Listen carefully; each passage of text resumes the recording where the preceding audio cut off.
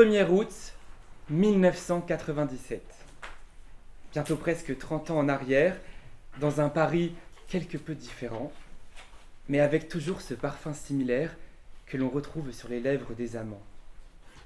Chère audience, chers honorables membres du jury, ce jour-là, le temps fut bon, le ciel était bleu et nous n'avions rien à faire, rien que d'être heureux.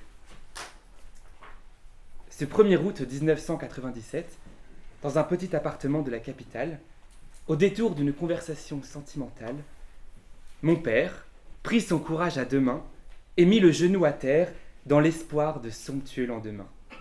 Pour ce faire, il avait au bout des doigts une petite boîte, légèrement écorchée en coin et tapissée d'un velours carmin, tandis que face à lui se dressait la muse de ses plus beaux discours, celle avec laquelle il souhaitait se lier pour toujours, une femme au ton blanc comme la neige, aux lèvres rouges comme la rose et aux longs cheveux noirs comme l'ébène. Tout simplement, ma maman. Comprenant la situation, celle-ci s'empressa d'émettre la tant attendue affirmation et esquissa de tendre sa main pour que celui qui lui offrait la plus belle attention lui glisse à son doigt un anneau d'or qui laissait voir le plus beau de tous les éclats. Cher jury, cet anneau était d'or, et il l'est toujours d'ailleurs, parce que l'or ne s'altère pas, et n'altère aucunement celui qui s'en empare. Non, cher contradicteur, je vous rassure, ma mère n'est point devenue complètement folle à l'instant qu'elle a pris contact avec vous, avec sa bague. Bien que cela soit son plus précieux bijou, son précieux, elle ne s'est pas transformée en Gollum, elle n'a pas commencé à vénérer un culte autour de son alliance, et n'a pas non plus commencé à entendre des voix provenant de celle-ci. Elle ne s'est assurément pas laissée emporter par une quête de pouvoir en direction du Mordor sur les pas de Sauron. Cette histoire, c'est le Seigneur des Anneaux. C'est une très chouette série de livres, je vous la recommande, voire même une superbe trilogie de films. Mais malheureusement, c'est ce qu'on appelle de la fiction. Alors certes, oui, on peut aisément faire certaines analogies entre la fantaisie et notre propre civilisation. Toutefois, l'or reste un minerai, un métal précieux, jaune, brillant, inaltérable, inoxydable. En bref, c'est un caillou, quoi. Un caillou un peu plus sophistiqué que la plupart de ses concurrents, un bout de terre plutôt joli qui a le mérite d'être surprenant, mais de là à lui prêter pareil enchantement que celui de transmettre la folie, équivaut à remettre la faute sur le fusil plutôt que sur celui qui a tiré. Cher jury, parmi ces nombreuses aptitudes, il était étonnant de constater que l'être humain excelle dans le fait d'être son propre bourreau. Bourreau des cœurs, bureau des plaintes, nous avons l'épatante capacité d'en avoir à scier, de croiser le fer, tout en nous efforçant de tenter le franchissement du Rubicon pour quelques diamants bruts qu'on prend pour argent comptant. La folie des hommes, nos possibles actes de déraison, d'extravagance, nos bizarreries, nos démences, nous ne les devons qu'à nous-mêmes, cher jury. L'or, aussi joli soit-il, reste une matière inerte. C'est pas l'or qui prend l'homme, c'est l'homme qui prend l'or, qui s'en saisit, qui le convoite par folie, des grandeurs, par avidité, par désir illimité d'acquérir l'objet qui brille. Mais si cette pierre a de la valeur, c'est uniquement parce que nous avons décidé de lui en donner. Jusqu'à preuve du contraire, nous disposons d'un libre arbitre.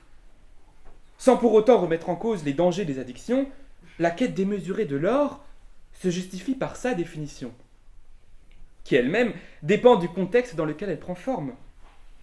C'est simplement parce qu'il est rare dans notre société que ce minerai devient une véritable star de nos porte-monnaies.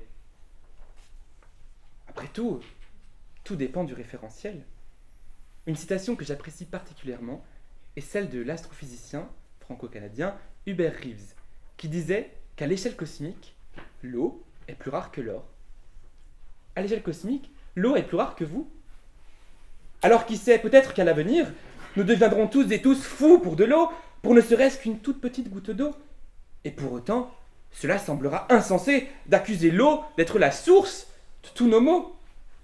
dès lors qu'elle nous est vitale et qu'il est tout à fait normal d'en boire quotidiennement. Même si cela va sans dire que nous avons la fâcheuse habitude de nous rendre malades, complètement malades, pour quelques pièces d'or, malgré tout, elles ne sont pas directement responsables de la folie. Et pour preuve supplémentaire de l'innocence du métal jaune, cette cupidité immodérée n'est pas inhérente à tous les peuples. Prenons acte du passé. Voyageons le temps de quelques phrases sur les traces des souvenirs qu'on nous a laissés. Nous sommes au XVe siècle, en plein océan, sur un navire qui a bravé les tumultes du vent. Après des jours, des semaines, des mois de navigation, voilà qu'un équipage espagnol voit enfin la terre à l'horizon. Ces soldats, ces conquérants, en deviennent euphoriques et ne se doutent pas une seconde qu'ils s'apprêtent à visiter l'Amérique. Sur place, plusieurs peuples ont déjà pris racine, à leur cou, sur leurs poignets, partout sur leur corps, dans les maisons, sur les murs, au sein des temples décorant chaque moulure, des morceaux d'or à l'état pur. Des artefacts, des ornements, de nombreux trésors brillants habillent l'ensemble de la ville. Les Espagnols, les conquistadors, comme on les appelle aujourd'hui, restent sans voix devant l'objet de tous leurs désirs. Ils sont face à l'Eldorado, face à la cité d'or. Et pourtant, les locaux, eux, ils sont habitués à la matière. L'or est presque banal, réduit à l'état de... C'est une jolie pierre, qui fait bel effet au quotidien. De leur point de vue, la vraie valeur réside dans le jade, la turquoise, dans les plumes exotiques et les tissus bien tissés. Au contraire des étrangers, ils se sont parfaitement accommodés, eux, aux fameux minerais convoités, sans que cela n'entache leurs esprits hospitaliers. Cette démence dont on accuse l'or d'en être le poison, seuls les conquistadors en sont victimes, souhaitant s'en emparer à foison. Et voilà que, sans aucune once d'hésitation, les explorateurs enchaînent les allers-retours, échangeant puis volant ce qu'ils estiment être leur gain. Esquivant le triangle des Bermudes sur le chemin, ils ont chargé tout l'or du monde. Toutes les pépites. Mes chers jurys, ce n'est pas l'or qui les a rendus fous. Ce n'est pas l'or qui excuse leurs crimes. Ce n'est pas l'or qui justifie que l'on opprime. Ces navigateurs, ces êtres cupides, étaient déjà fous bien avant d'accoster. Leurs pensées étaient corrompues, à large échelle, corrompues par le désir sans limite de posséder plus qu'un autre, corrompues par une société qui classe les individus en fonction de leurs biens, en fonction de leurs gains.